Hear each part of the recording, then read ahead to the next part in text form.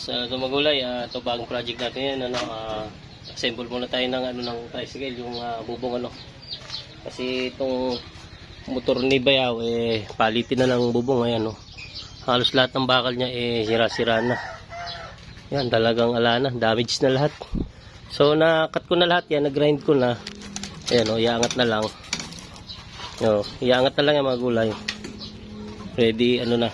Tapos itong mga pyesa na ito, tsaka itong paikot, nayari ko na ito. So inuna kong gawin yung box niya ayan Tapos yung pinakatukod niya, ayan, yung 2 piraso sa unahan at saka dito sa hulihan. So ngayon isasalpak ko na.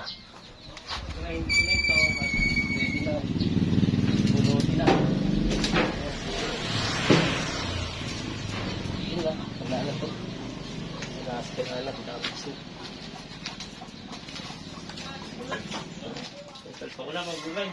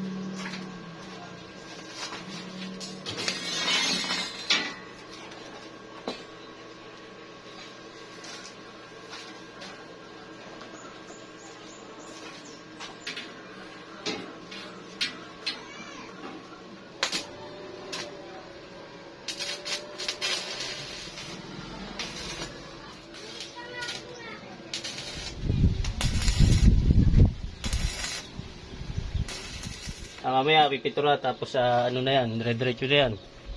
Ayan na upholstery ito. So ito na yung trabaho ko.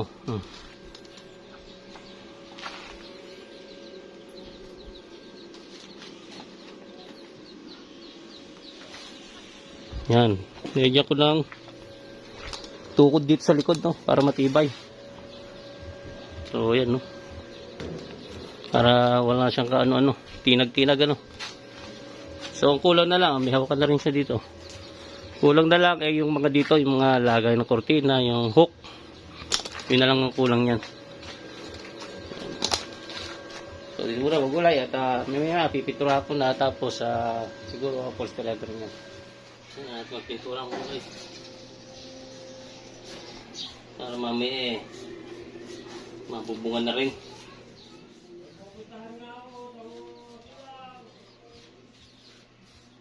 So yan mga gulay, hinapon na tayo So natapos ko na nga itong pinturahan. So ayan, medyo tuyo na yung pintura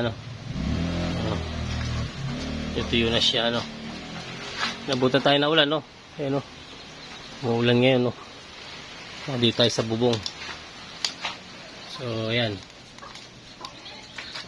sunod na natin dyan, gaganyan napinturahan na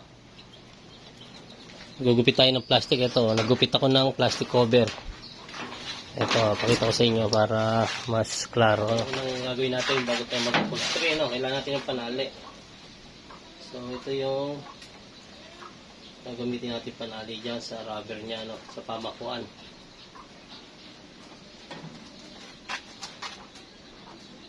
Nabutan tayo ng ulan Hindi naman makakabiyahit na ulan. Papasma kasi nag-welding. So, dito na lang din ako gagawa ngayon. Ito na lang din yung tarbawin ko. Ayan, ganyan lang kalapad mga gulay. Singlapad lang ng daliri natin. Yung ano yun. Ayan. So ito yung sinasabi ko sa inyo mga gulay. Ito yung rubber, no? Yung gulong na tinabas, ano? Oh. Yung ano yan, gulong lang yan. Gulong na tinabas. Ayan. Ayan. Siya ngayon yung magiging pamakuan nito. Ayan, ikot. So, umpisa natin itali dito. Patay na isang plastic.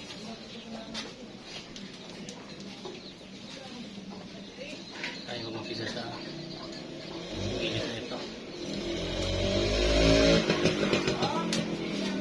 Yan. Tapos pwede na natin yan sa yung goma.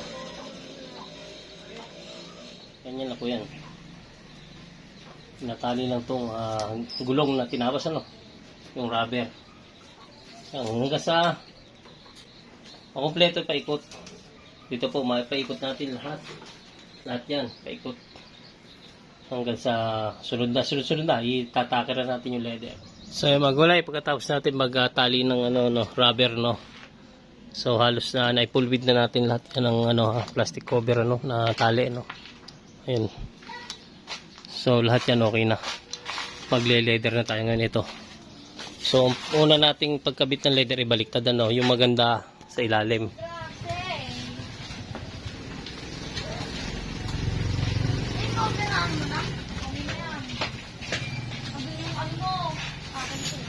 Wala, nagdatingan na yung mayayaman.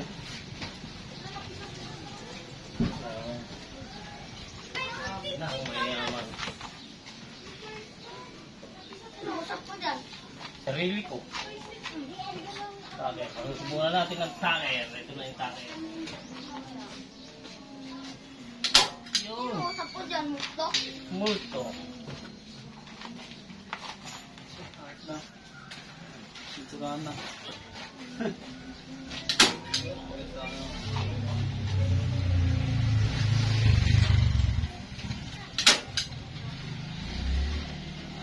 Mana, bonjour, taker ano?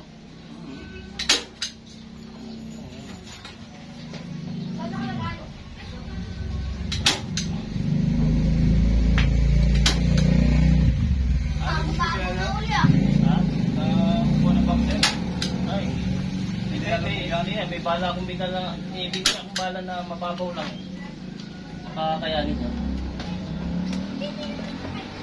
Baka mahirap, no? Baka mahirap magpabaon. Balatin lang natin. Ha? Kasi balatin. Ito sira na to eh. Nakuha ko kasi ng pusa. Ganda eh oh. Apang na eh no? Yan. Apang na sa ano eh oh. Ganda. Butasan na. Pangisig na tingnan no?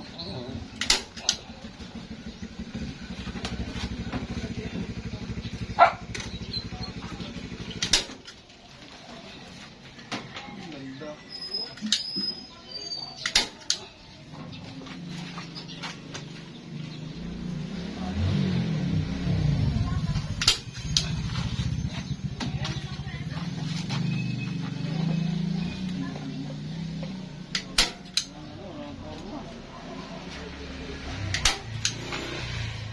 Maganda pa nga ito sa